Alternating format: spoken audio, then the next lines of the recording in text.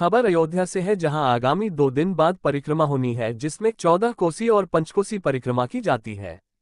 परिक्रमा की तैयारी को लेकर कांग्रेस के अयोध्या जिला सचिव पंकज सिंह ने सवाल खड़े किए हैं। उन्होंने कहा कि मुद्दा पर अभी ऐसी कोई तैयारी नहीं दिख रही है और श्रद्धालुओं को परिक्रमा में दिक्कत हो सकती है। अभी कई जगह बालू भी नहीं डाली गई है। उन्होंने कहा कि आधी अधूरी तैयारी में श्रद्धालुओं को परिक्रमा करना पड़ेगा, जिसके लिए सीधा सरकार और जिला प्रशासन की जिम्मेदारी बनती है। पंकज सिंह ने कहा कि श्रद्धालुओं को लेकर सरकार जरा भी गंभीर नहीं है। अगर होती तो परिक्रमा की तैयारी मुकम्मल होती। उन्होंने प्रधानमंत्री नरेंद्र मोदी के आगमन को लेकर कहा कि वह एक राजनीतिक कार्यक्रम है, वहां आना जाना लगा रहता है और राम मंदिर से ही उनकी राजनीति है। आगे उन्होंने कहा कि अयोध्या की धरती पर प्रधानमंत्री का स्वागत है, लेकिन अगर वह अयोध्या आ रहे हैं तो अयोध्या के लिए कुछ देकर जाए। नौजवानों को रोजगार दे, जिनको उजाड़ा जा रहा है उनको बसाने की व्यवस्था करें। अयोध्या भगवान राम की पावन धरती पर स्वागत करता हूँ। एक राजनैतिक कार्यक्रम है।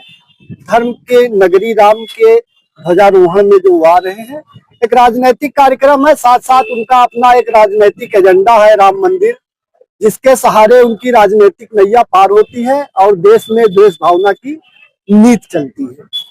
तो ये भारतीय जनता पार्टी का एक राजनीतिक पर्व है। आना जाना नेताओं का इस धरती पर लगा रहता है। वो आ रहे हैं, उनका मैं स्वागत भी कर रहा हूं, क्योंकि देश के प्रधानमंत्री हैं, इसलिए उनका आने का मैं अयोध्या की धरती पर तहे दिल से स्वागत करता हूं।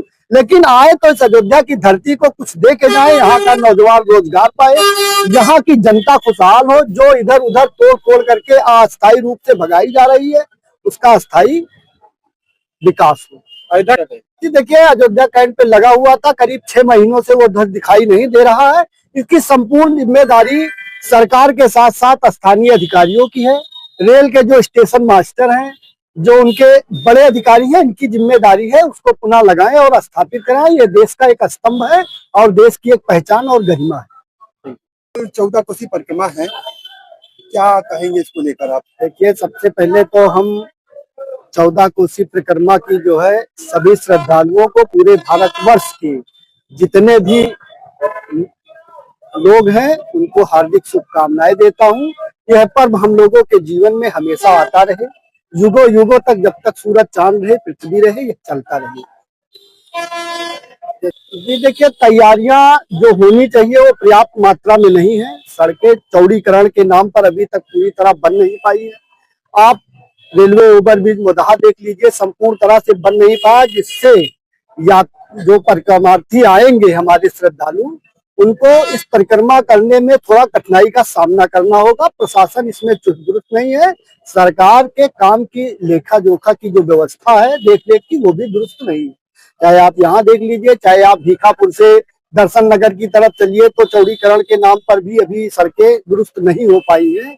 और जिस हिसाब से, या तो फिर उस पे कम से कम 1 फुट बालू या मिट्टी पड़े, जिससे श्रद्धालुओं के पैरों में छाले न पड़ने पाए। आस्था के पर्व विद्युत खंभे लगाए जाते हैं और वो हर आस्था के पर्व पे लगाए जाते हैं, लेकिन जो खंभे रोड के किनारे लगे हैं वो गलत तरीके से लगाए गए। इनको नाले से बाहर लगाना चाहिए था, रोड से, क्योंकि जैसे जब भीड़ का जत्था श्रद्धा का चलता है तो अस्थायी खंभे हैं, जिसकी वजह से जान माल के खतरे का भी सामना करना पड़ सकता है श्रद्धालुओं को।